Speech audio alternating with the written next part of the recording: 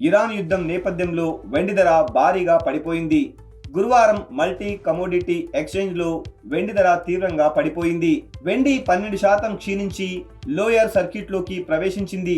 అంటే ఒక్కసారిగా వెండి ధర 29,000 మేర తగ్గిపోయింది. ఈ తాజా పతనం తర్వాత వెండి తన ఆల్ టైమ్ గరిష్ట స్థాయి నుండి 2 లక్షలకు పైగా పడిపోయింది.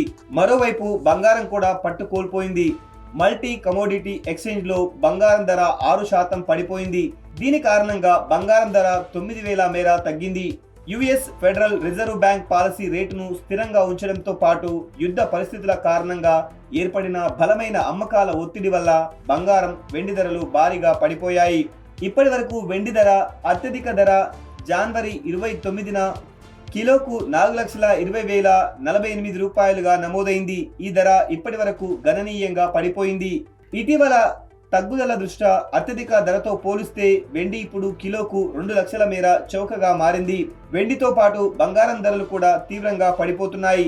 ఎంసీఎక్స్ లో 10 గ్రాముల బంగారం ధర 1,53,025 రూపాయల వద్ద ముగిసింది. అయితే గురువారం ఇది 6% తగ్గి 1,43,844కు పడిపోయింది. అంటే 10 గ్రాముల 24 క్యారెట్ బంగారం ధర 9,000 రూపాయల మేర తగ్గిందని అర్థం.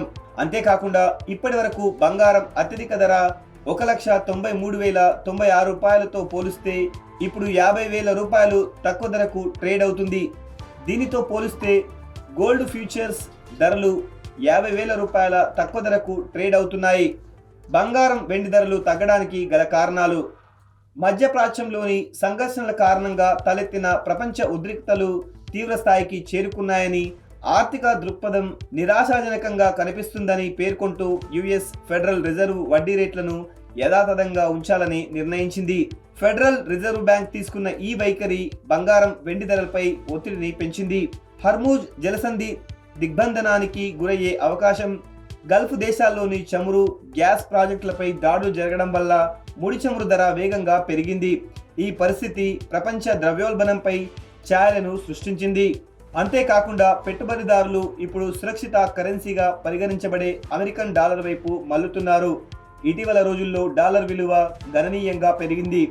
బంగారం, వెండి ధరలలో ఈ తగ్గుదలకు ప్రధానంగా ఆర్థిక విధాన వడ్డీ రేట్లు, అమెరికన్ డాలర్ బలం పెరగడమే కారణమని భావిస్తున్నారు.